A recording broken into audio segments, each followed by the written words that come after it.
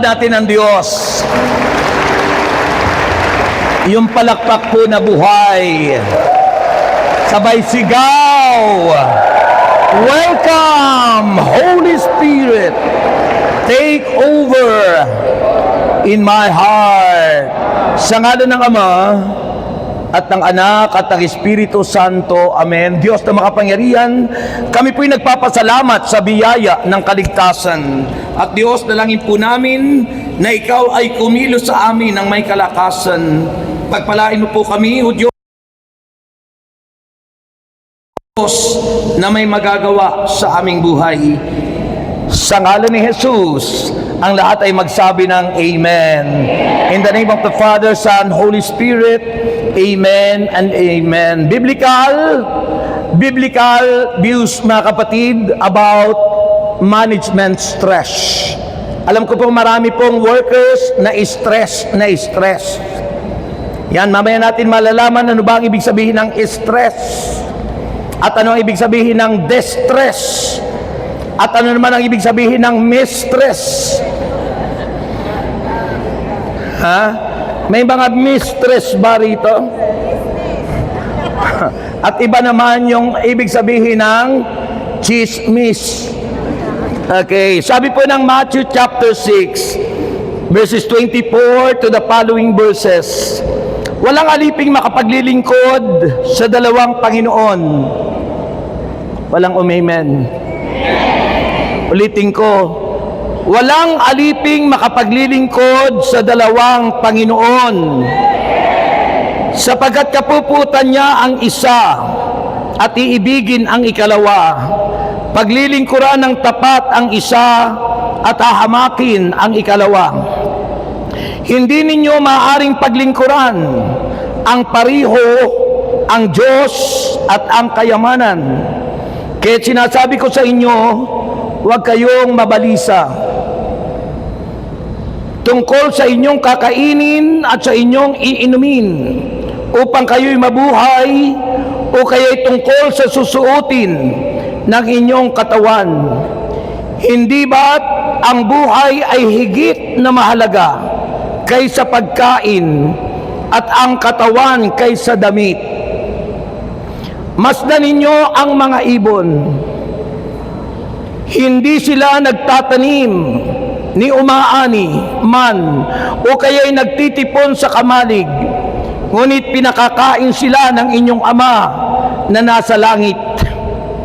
Hindi ba't higit kayong mahalaga kaysa mga ibon?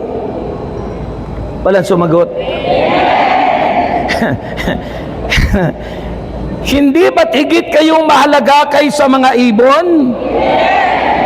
Sino sa inyo ang makapagpapahaba ng kanyang buhay ng kahit isang oras sa pamamagitan ng kanyang pagkabalisa? At bakit kayo nababalisa tungkol sa pananamit? Isipin ninyo kung paano tumutubo ang mga bulaklak sa parang. Hindi sila nagtatrabaho ni gumagawa ng damit. Ngunit sinasabi ko sa inyo, kahit si Solomon sa kanyang karangyaan ay hindi nakapagdamit ng singganda ng isa sa mga bulaklak na ito. Kung dinadamitan ng Diyos ang damo sa parang sa buhay ngayon at kinabukasan ay ginagatong sa kalan, kayo pa kaya? Kayo pa kaya? Kayo pa kaya? Kay liit ng inyong pananampalataya sa Kanya. Kaya't huwag kayong mag-alala na baka kayo kapusin sa pagkain, inumin o damit. Hindi ba't ang mga hintil ang nababahala tungkol sa mga bagay na ito? Alam na ng inyong Ama na nasa langit na kailangan ninyo ang lahat ng ito. Ngunit higit sa lahat ay bigyang halaga ninyo ang kaharian ng Diyos at ang pamumuhay ng ayon sa kanyang kalooban, at ibibigay niya sa inyo ang lahat ng mga bagay na ito. Purihin, palakpakan ang Diyos, sabay sigaw. Okay, magandang hapon. Ulitin ko po, magandang hapon. Lahat ng sumagot, answered prayer. May prayer request ba kayo? Ayan, tiyak yun, answered prayer kayo. Okay, taas ang kamay at dahan-dahang maupo. Dahan-dahan.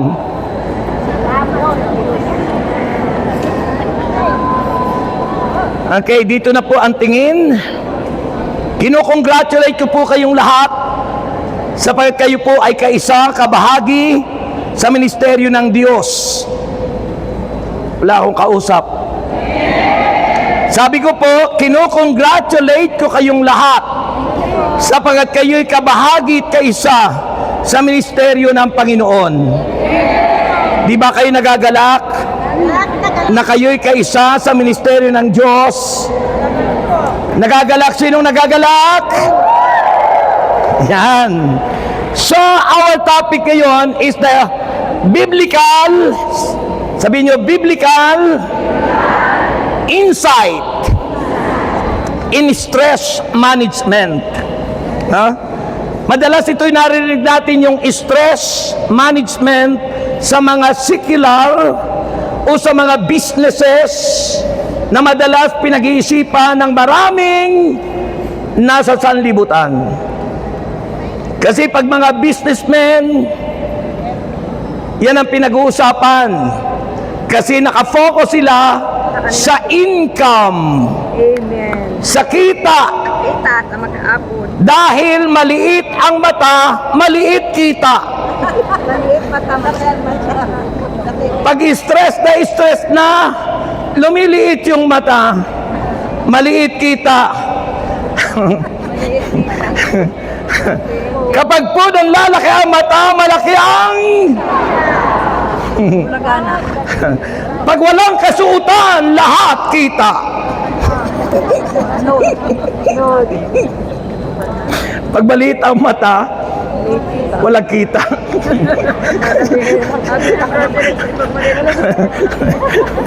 Sino sa inyo ang may kita? May income. Amen. Ayan. Gusto ni nanay ulitin. Yun daw ano, walang damit, lahat kita. Ay, inulit ko lang yun, sinabi ni Bishop yun. Si Bishop baka ni. Okay, stress management. No? Ano po ba ang pag-aunawa natin ng stress, no? Tandaan niyo po, yung psychological stress, no? Minsan ang tao, kaya na-stress yung psychological. Alam mo, pag sinabing psycho, yung ating mga pag-iisip, yung bang isipan natin kung saan tayo nakatuon, nakafocus. Kaya sabi ng Biblia, mag-iba na kayo at magbago ng isip. Kasi yung psychological stress, yung laging ang dami nating iniisip. Di ba sabi sa ating binasa, bakit kayo mag-aalala? Hindi ako nag-aalala sa anibersaryo natin. Hindi ako nag-aalala sa gagastusin natin, sapagkat alam ko namang nandyan kayo.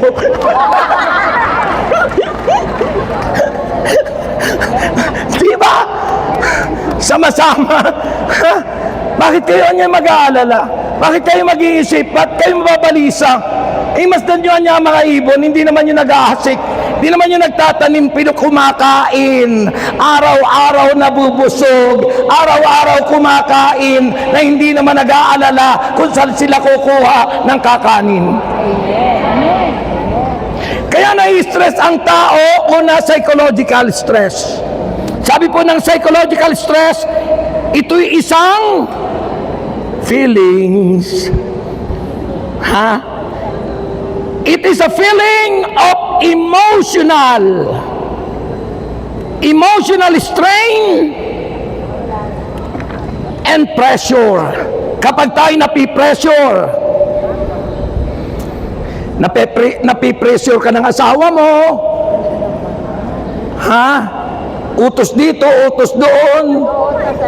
Ha? Stress is a form of psychological and mental discomfort. Pag sinabing discomfort, hindi maayos ang iyong kalalagayan, pakiramdam o iyong pag-iisip.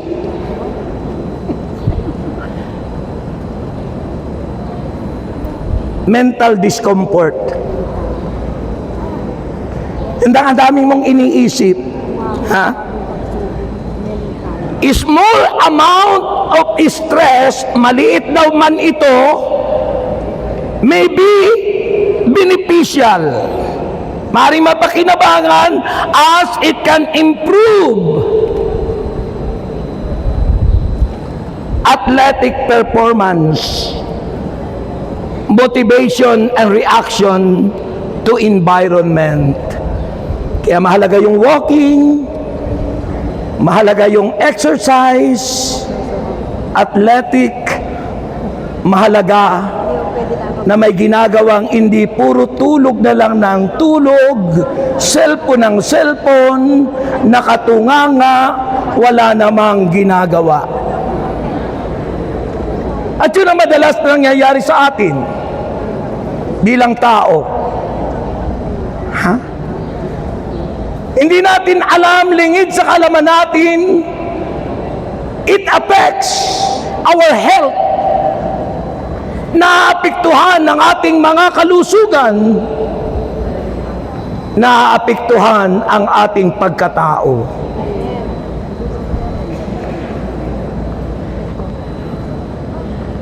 Lahat ng nakatingin dito may power na dumarating sa inyo.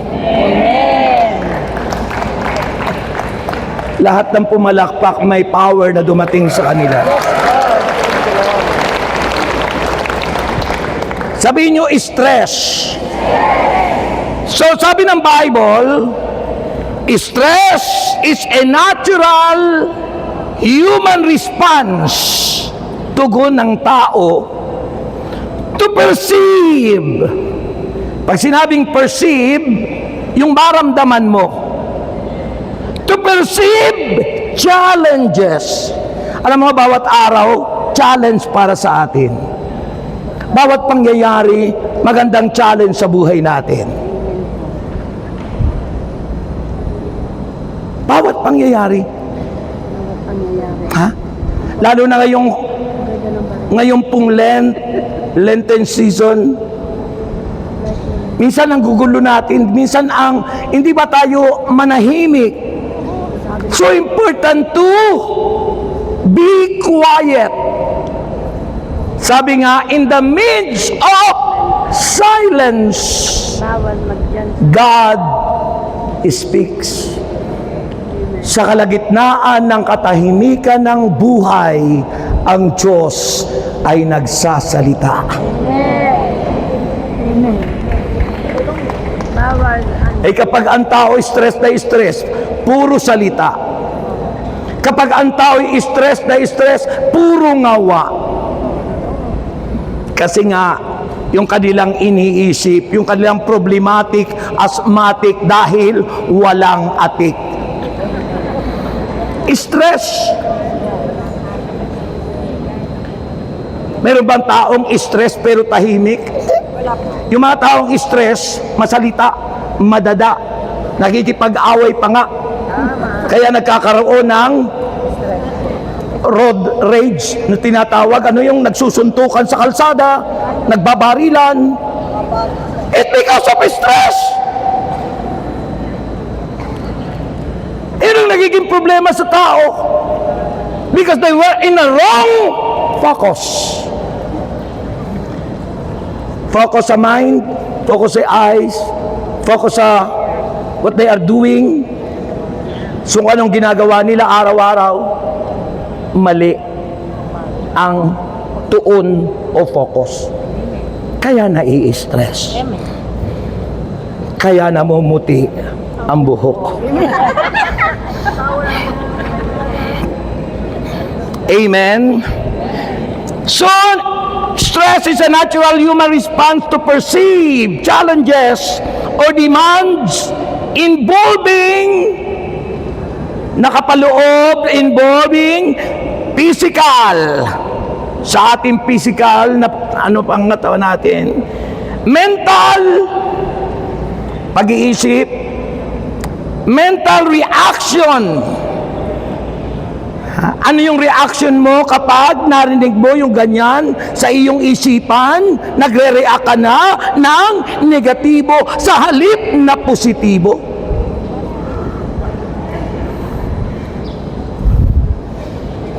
Mental reaction that can be either helpful or detrimental depending on the duration and intensity. Ibig sabihin, nakakaapekto, nakakasama na sa atin. May apekto na ang iyong pagkatao sa lakas ng iyong nararanasang stress. Kaya madalas may mga taong nagiging sisisa. Basilio! Ganda-ganda na ba natin? Basilio! O nagiging baliw.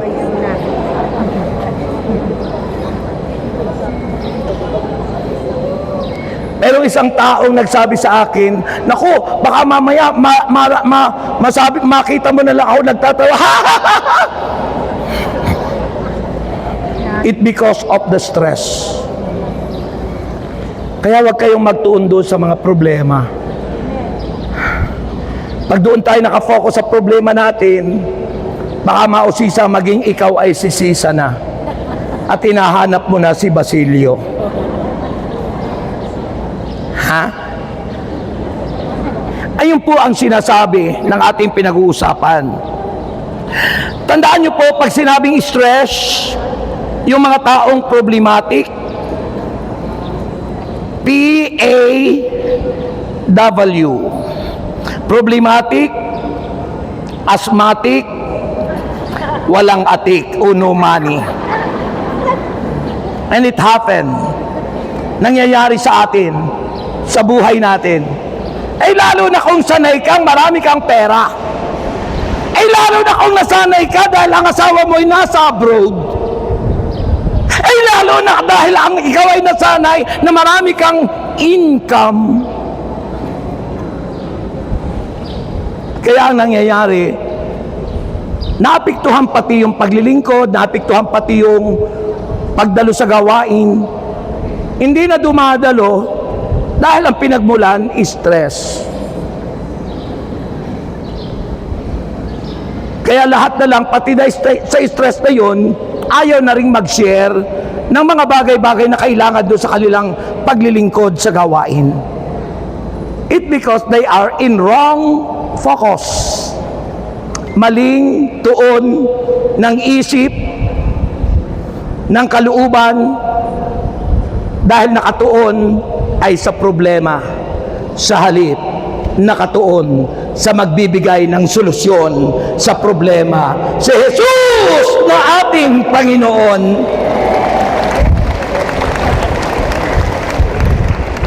Ba't hindi makapalakpak yung iba dahil over na ang hindi lang stress, distress.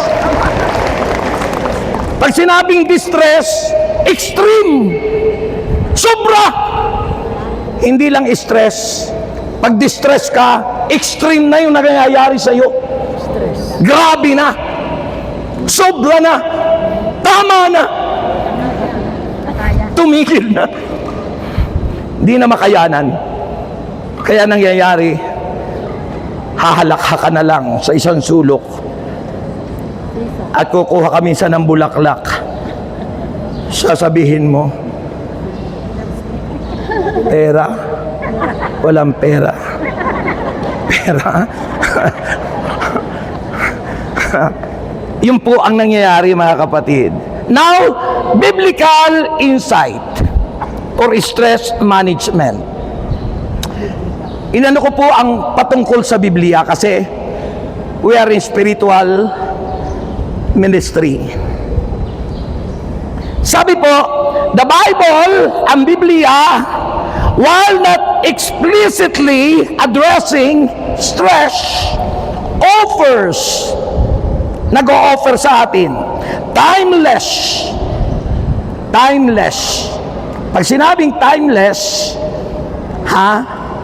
yung bang hindi ka maglalaan ng maraming oras, timeless. Wisdom, karunungang mula sa Diyos, applicable, ibig sabihin karapat-dapat, applicable to managing life pressure. Kapag ang buhay mo, matinding pressure yung nararanasan mo. Napipressure ka sa kagastusan, sa pamilya, sa biyanan, sa asawa, sa time scheduling, na i-stress ka sapagkat pagharap mo sa salamin, nangungulubot ka na. Hindi mo malaman kung ano ang iyong gagawin. Pero sinasabi ng banal na aklat na ang Biblia lang, the Bible, while not explicitly addressing stress, offers timeless wisdom applicable to managing life pressures. Tinipid yung palakpak nila sa Diyos. Amen! Maraming mga text passages sa Bible katulad ng anxiety. Ano po bang ibig sabihin ng anxiety? Pagkabalisa. Sabi doon sa ating binasa, bakit kayo nababalisa? Anxiety. Ano pa? Worry. Pag-aalala. Marami sa ating nagwo-worry kung babalik pa yung asawa niya o doon na sa kabit niya. Nagwo-worry sa mga problema sa buhay. Ano pa? Pagkatakot. Fear. Sabi ng Panginoon, fear not, for I am with you. Huwag kayong matakot. Andito ako, sabi ng Panginoon. Sabi ng Panginoon, do not worry, for I am with you. Huwag anya kayong mag-alala. Sabi ng Panginoon, huwag kayong mabalisa. Anxieties. Bakit maraming nababalisa? Diba sabi ng John 14 verse 1? Huwag kayong mabalisa. Manalig kayo sa Diyos. Sapagkat anya sa bahay ng aking Ama ay maraming silid. At kung magkagayon, kapag nanduro na ako, pinaghahanda ko kayo ng inyong matitirahan. At pagdating doon, handa ko ng inyong matitirahan, babalik ako para kayong lahat na hindi na-stress o na-overcome ang stress, isasama ko kayo doon sa kinaroroonan ko. Paano tayo isasama kung stress na stress tayo? Amen? So, tandaan nyo, ayaw ng Diyos yung pagkabalisa, anxieties. Ayaw ng Diyos ang pag-aalala, worrying. Ayaw ng Diyos ang pagkatakot, fear. Always God said, I am with you till the end of this world. Yung po bang hindi pumapalakpak ay mga tulog na?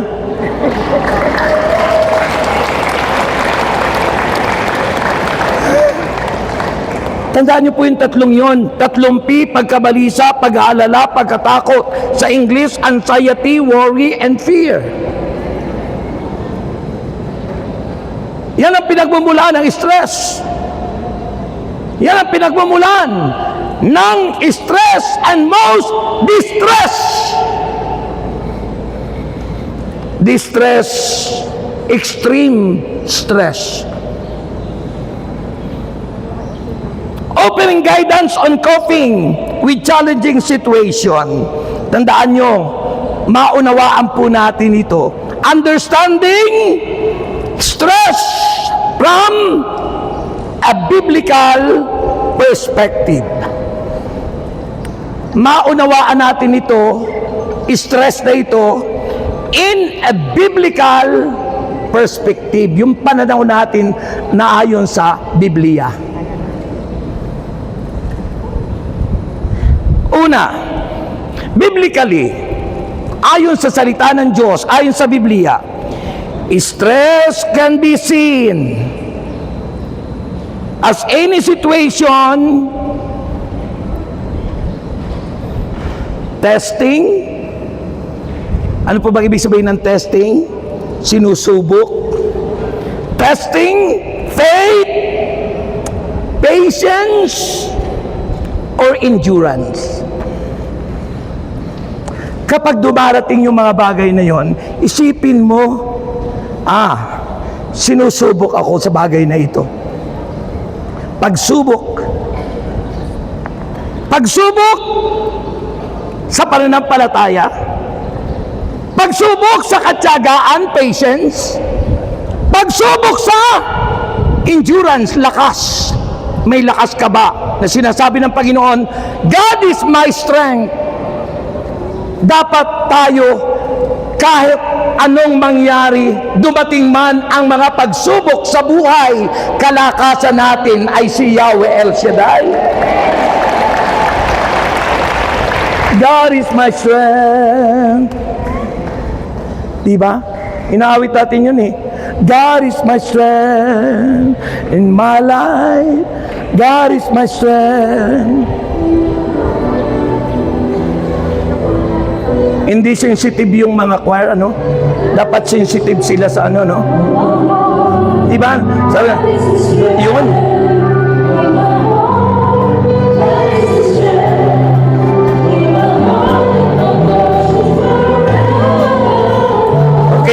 Okay na.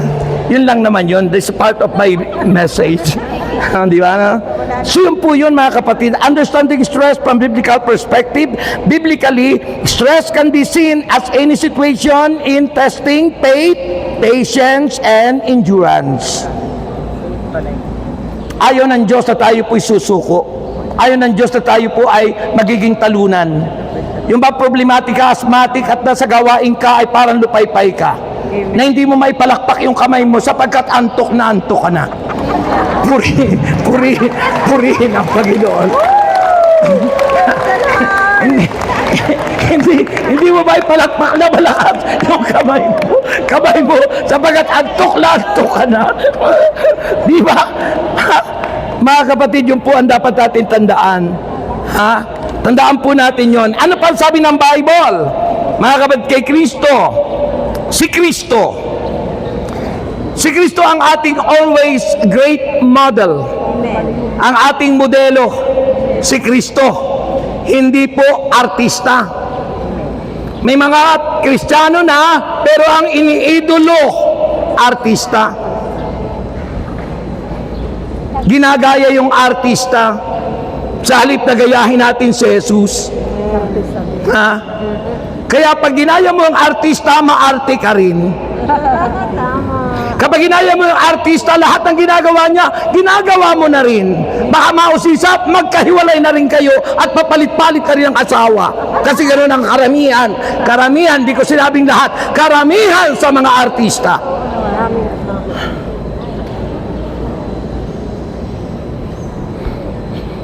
Jesus, as our model, experience in Gethsemane exemplifies confronting, acknowledging distress. Hindi lang stress, distress ang naranasan ni Jesus. When he was praying in Gethsemane, abay, ang daming matitinding mga ginawa kay Jesus. Pero sa tindi ng mga problema na naranasan ng Panginoon, hindi po siya lumapit sa Bombay. Hindi po siya lumapit sa alok ng sanlibutang loto o anumang sugal. Lumapit siya sa Ama, nagdasal, inalam kung ano ang dapat niyang gawin. At ang sabi ng banal na aklat, nung maranasan niyon, extreme, matindi, grabe. Siguro kung yung naranasan natin kay Jesus, baka nako, hindi ka pa pinapako sa krus, patay ka na. Mula sa pag-uusig hanggang sa kamatayan niya sa krus.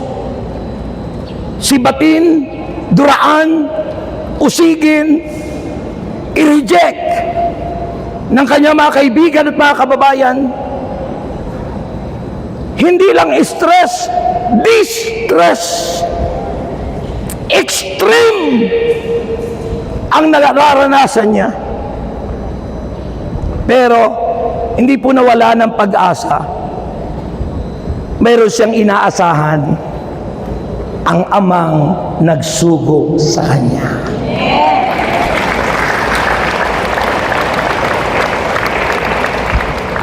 Ang Ama, di ba sabi ni Jesus sa Gospel according to St. John, hindi kayo ang pumili at humirang sa akin.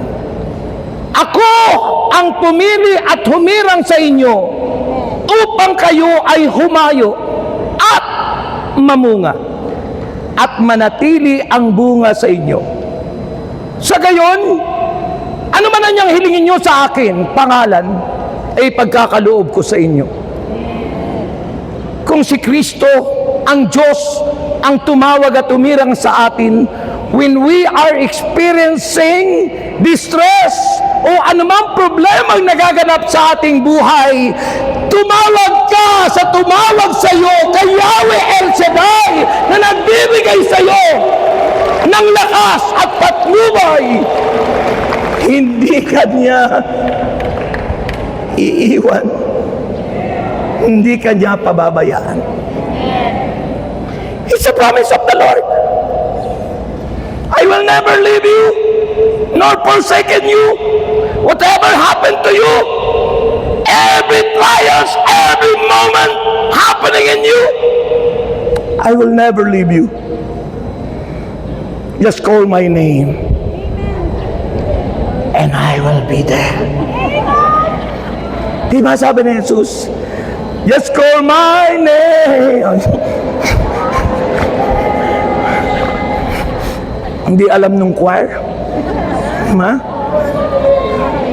O diba? O diba? Sabi pa nga ng Panginoon, what's nararanasan nyo? Diba? Ano sabi ng Panginoon? Like a breeze over troubled water, I will lay like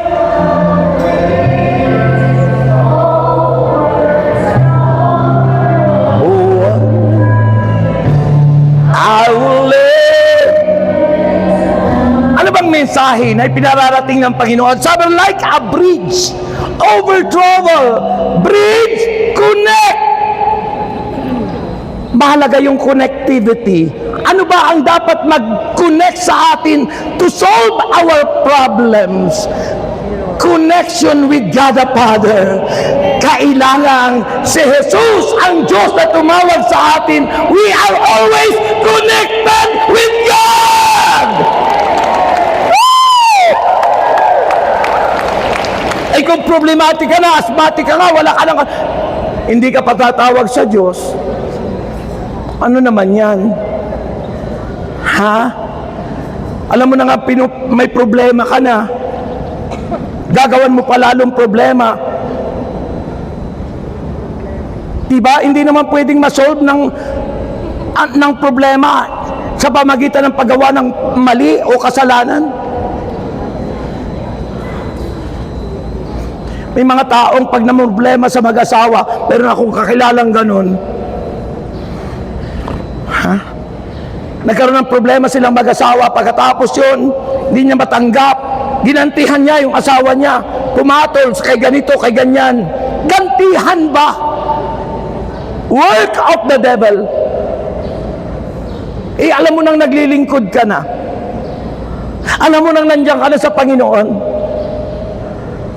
Ano ang makasusolve niyan? Di tumawag sa'yo, yung humirang sa'yo, na sinabi ni Kristo, si Kristo lumapit sa Ama na siyang nagsugo sa Kanya. Tayo rin naman, sabi ni Jesus, hindi kayo ang pumili at humirang sa akin, kayo, ako ang tumawag at pumili sa inyo upang kayo ay humayo at mamunga at manatili sa inyo ang bunga.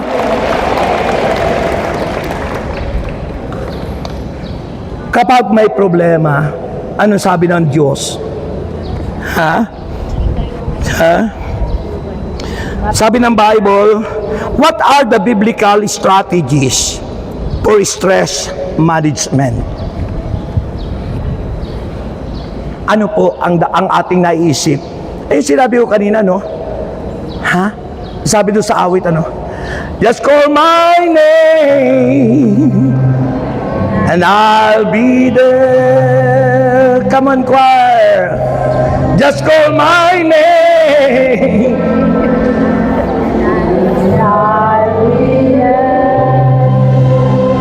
Tawagin daw natin ang pangalan niya. Andun siya. Yun naman ang hinihintay sa atin ng Diyos eh. You extend your hand to Him. Iulat mo ang iyong kamay sa Kanya at darating ang banal na tulong ng Diyos. Kapag nai-stress ka, kapag namumroblema ka, ang gagaling natin, panay ang worship, panay ang thanks, yarabasi, katarabahiya, pagdating ng problema, bagsak ka. Pero ang lalakas, pagdating ng problema, lupaypay. Pagdating ng pagsubok, ano dapat kong gawin?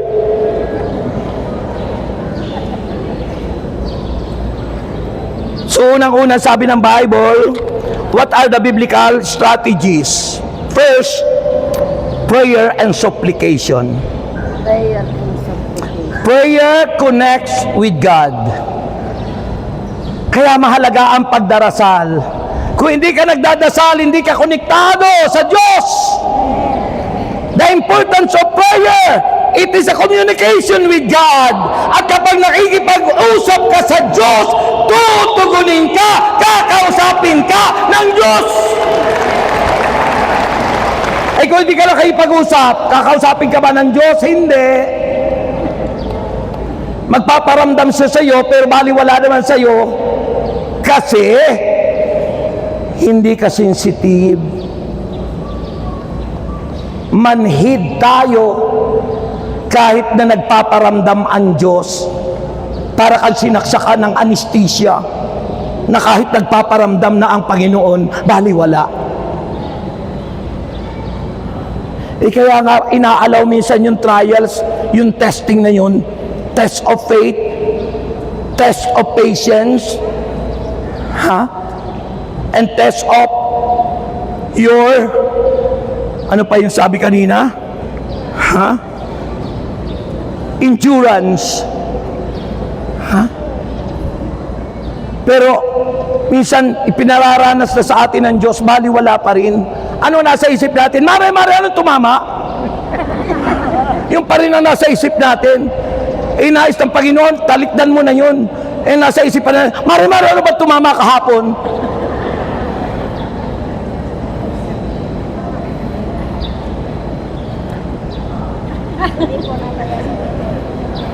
Kaya natatawa yung iba kasi may mga tumataya pa Sa halip na lumapit sa Diyos, sa halip na kausapin ng Panginoon, sa halip na kapag may problema tayo, may Diyos. Si Kristo nung tinding-tindi na ang kanyang mga naranasan, parang ayaw na niya, parang gusto na niya sumuko. Pero nang siya nag-pray sa Gethsemane, Father, your will be done. Ang kalooban mo, Ama, masunod, hindi ang aking kalooban. Hindi lang stress, distress, extreme, yung nagagalap sa Panginoon. Pero, alam natin, nangyayari niyo sa atin. Pero sa kabila ng mga nangyayari sa atin yun, yung pangako niya, just call His name and I will be there. His name is powerful. His name is healer. Nagpapagaling. The powerful name. The name that is above every name. That every tongue confess and every knee shall bow that Jesus Christ is Lord for the glory of the Father. Sinasabi po yan ng Philippians chapter 4 verse 6 to 7. Ano sabi ng Philippians chapter 4 verse 6 to 7? Basahin ko po sandali lang. Basahin ko po sa ating Biblia. Kasi po yung Biblia pong ito, hindi maintindihan pag binasa ko dito. Ibang sulat po rito eh. Sabi po ng Philippians chapter 4 verse 6. Ito ang sabi ng Bible. Philippians chapter 4 verse 6, huwag kayong mabalisa tungkol sa anumang bagay, sa halip hingin ninyo sa Diyos ang lahat ng inyong kailangan sa pamamagitan ng panalangin may pasasalamat. Prayer with thanksgiving, hindi prayer na supplication lahat. Hingi lang ng hingi, wala namang pasalamat. Alam mo yung pagkakaloob natin, pasasalamat yun. Why you are giving during our fellowship? Because you ask God to thank you, Lord. Binabalik mo ang pasalamat, kaya ka may nagbibigay ka na nilalagay mo sa prayer request. Kaya nga ang salita ng pasalamat ay thanksgiving. Pag thanks, salita lang. Thank you, Lord. Wala namang giving, baliwala. Kaya sabi ng Bible, thanksgiving. Sabi ng Bible, Philippians chapter 4, prayer and thanksgiving, panalangin at pasasalamat, at ang pasasalamat, kaloob ang pagbibigay. Pag di ka nagbigay, baliwala ang salita mong, thank you, Lord. Yung pumalakpak na unawaan yun.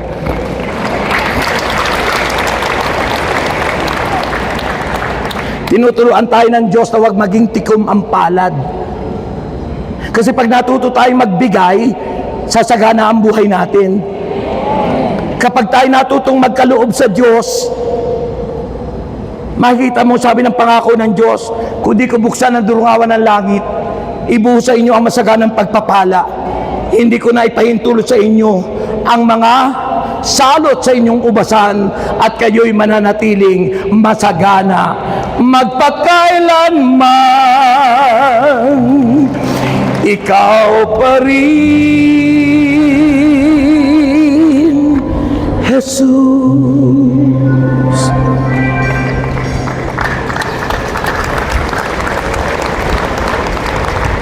Philippians chapter 4 verse 6 to 7 encourages prayer and petition with thanksgiving, promising God's peace, kapayapaan na mula sa Diyos. Nagpapasalamat ka nga, hindi mo manaranasan ng kapayapaan. Kailangan naranasan mo kapayapaan. Kailangan maranasan mo kapayapaan. Kailangan maranasan mo kapayapaan. Amen. Number 2, pagtitiwala. Sabi ng Bible, ito po yung biblical strategies for stress management. Unang-una, prayer and supplication. Pananalangin kasamang thanksgiving. Pag hindi ka nagdarasal, ibig sabihin hindi ka nagiging answered prayer. I continue praying unto God because I know God is always answering in my prayer. Laging tinutugon niya lahat ng aking panalangin. Nung ako'y nabalo, sabi ko, Lord, bigyan mo naman ako ng magandang asawa. Ayun, binigay sa akin. Mukha ni Sharon Cunita. Ayun o. Di ba? Di kayo makapaniwala kasi akala nyo, driver lang ako niya. Pag siya yung nagdadrive sa akin, sabi ng mga tao, hey, sino yung pinagdadrive mo? Lolo mo? Sipin mo yun? Ha? Ibig sabihin, parang kasi anak ko lang siya, lolo raw ako. Kasi yung driver ko maganda. Bunga ng panalangin. Huh? Kaya tuloy-tuloy ako ng paghingi ng prayer request, paggawa ng prayer request, pag tinataas ko, every time, every Tuesday, every Saturday, lagi ako may prayer request. Hindi ko nakakalimutan. Bakit?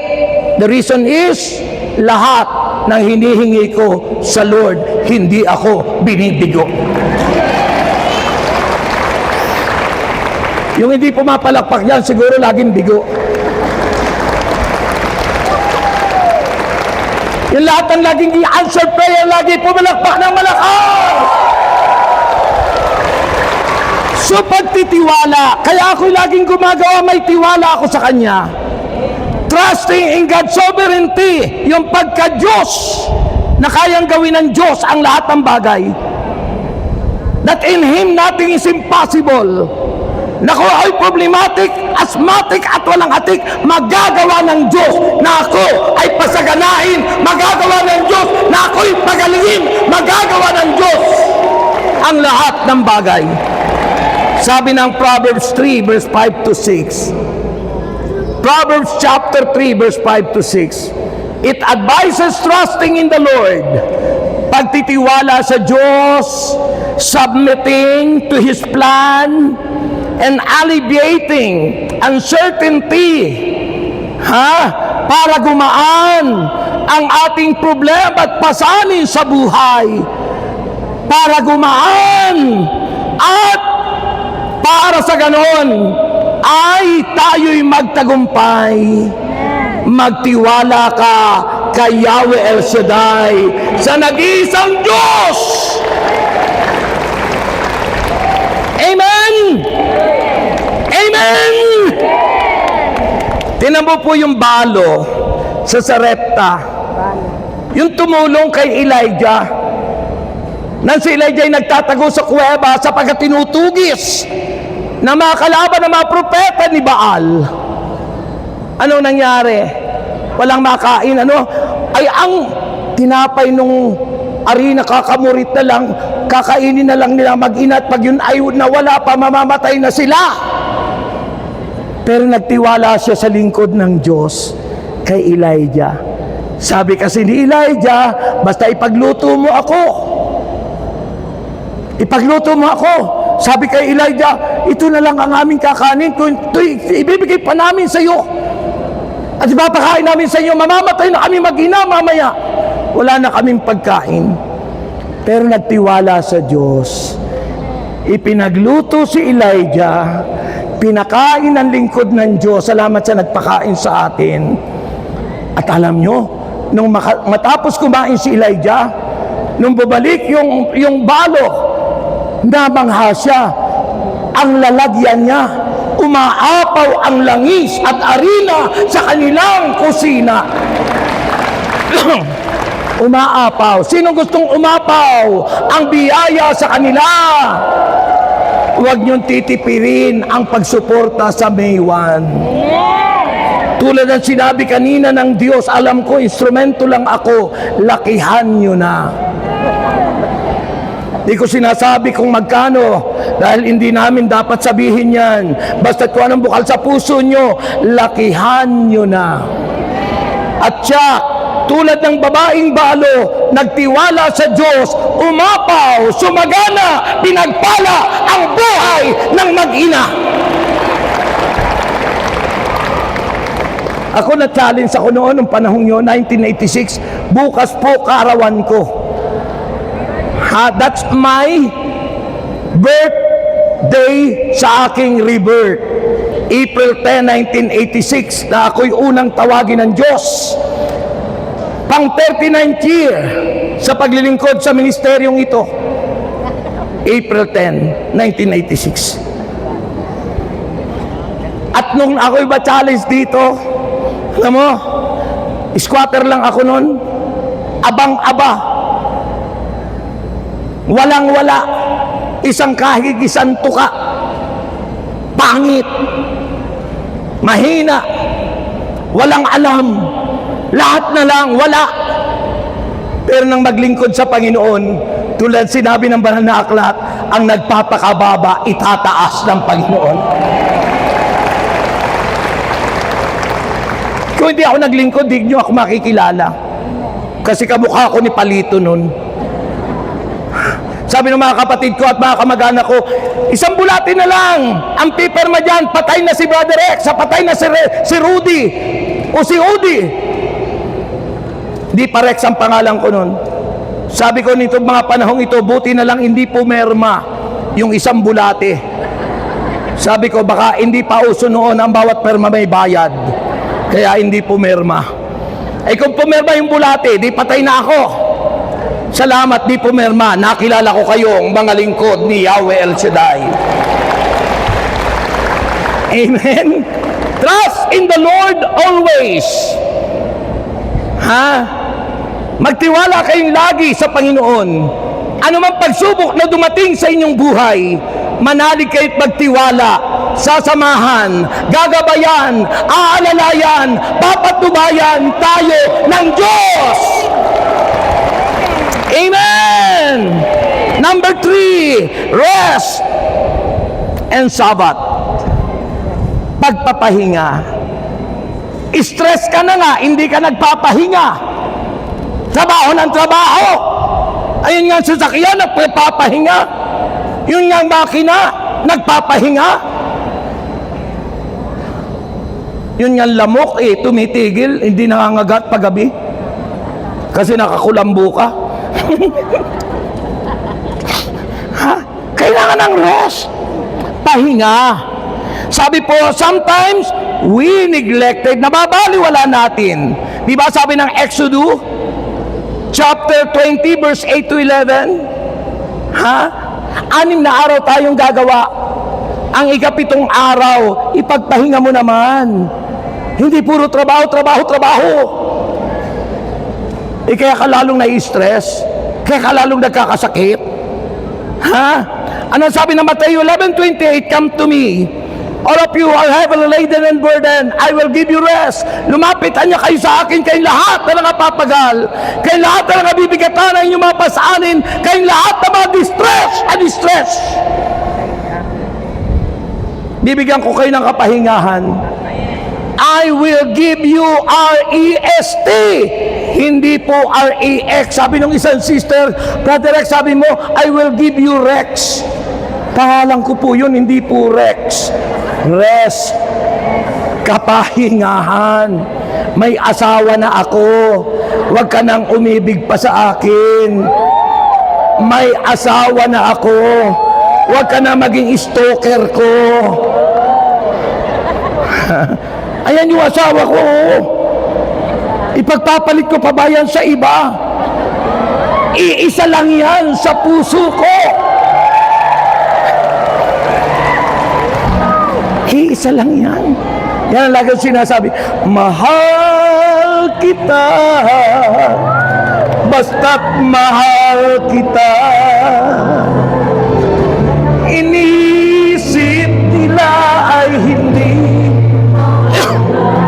mahal kita. Taas ang kamay. Mali man ang ako ay ibigin mo. Ako'y isang bulag na umiibig sa'yo. At kahit ano pa ang nakaraan. Taas ang kamay.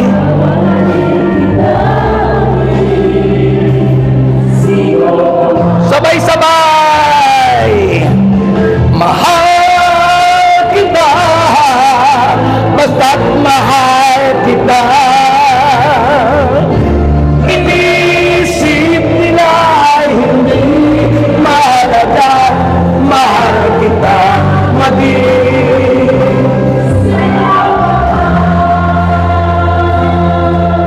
Ganun ang sabi ng Diyos. Mahal tayo ng Diyos, maging sino man tayo. Kaya kahit problematika, asthmatic, wala kang atik, mahal ka ng Diyos.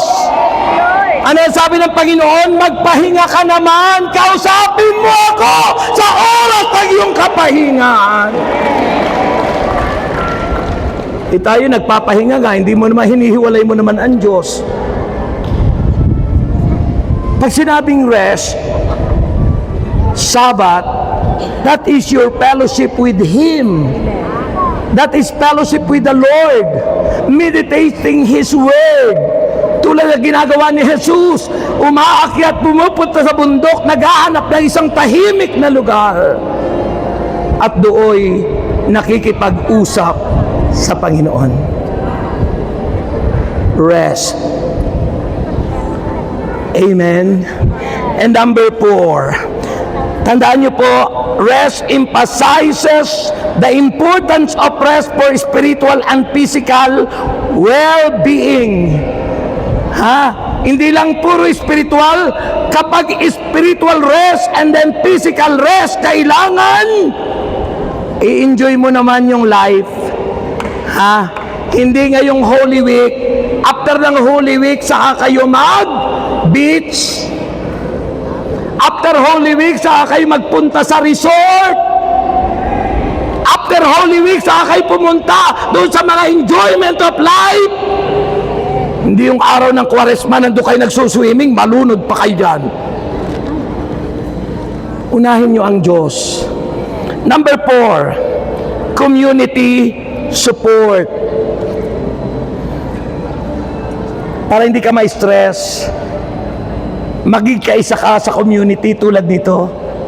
May malalapitan ka. May masasandigan ka. May magpapaalala sa'yo. May magsasabi sa'yo ng ano, nasasabihin sa'yo, mahal kita. Basta't mahal kita. Iniisip nila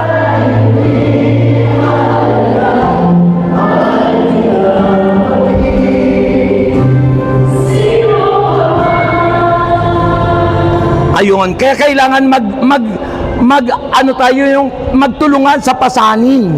Sabi ng Galatians chapter 6 verse 2, kagaya ng nalalapit nating anniversary and pastoral visit, kung ididedma natin yung mga sinasabi natin, ididedma natin yung mga panawagan sa atin, ay hindi ka parang kapatid niyan.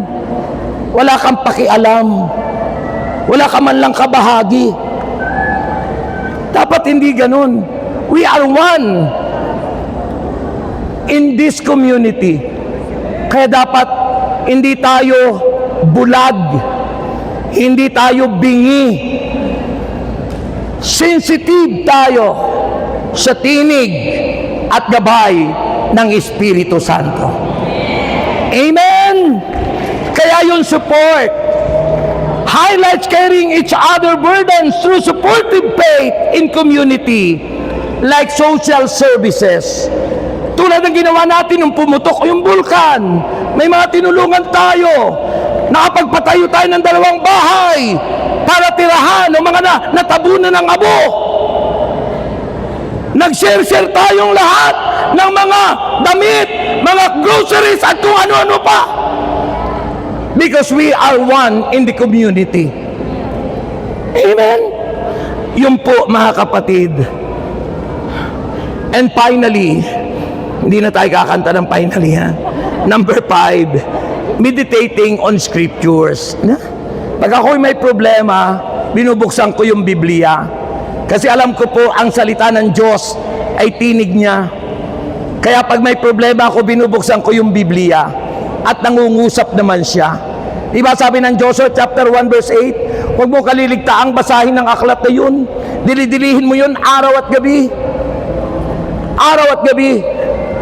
Upang malaman mo kung anong nasusulat doon. Kung sa gayonan niya, pag nalaman mo lahat ang nasusulat doon, sa gayon, giginhawa ka niya at magtatagumpay sa iyong buhay.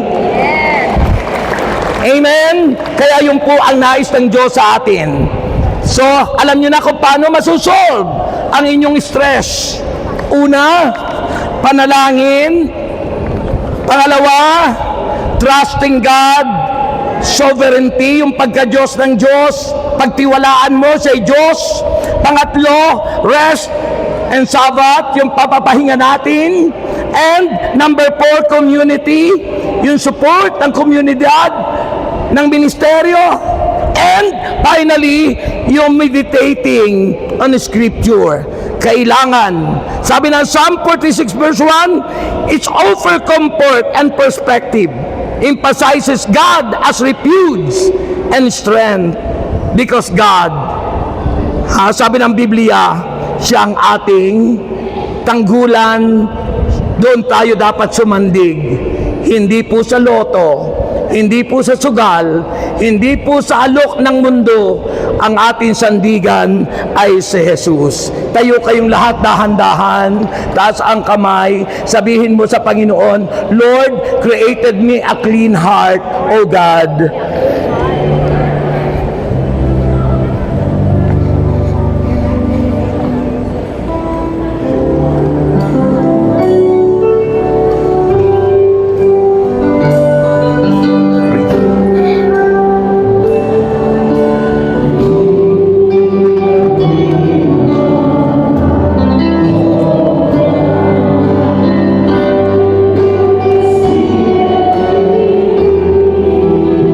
Susunod na po si Brother Rafi. Raise up your hands. Taas ang inyong kamay. And renew right spirit within me. Raise up your hands. Cast me not away from thy presence, O Lord. Take not thy Holy Spirit from me. Restore unto me the joy of my salvation, and renew right spirit within me. Cast me not away from thy presence, O Lord. Take not thy Holy Spirit from me. Restore unto me the joy of my salvation, and renew right spirit, Taas ang inyong kamay, mataas na mataas.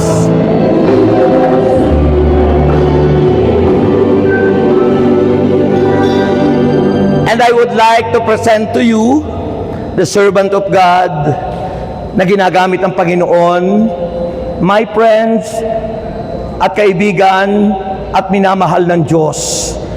Please welcome Brother Rafi de los Reyes.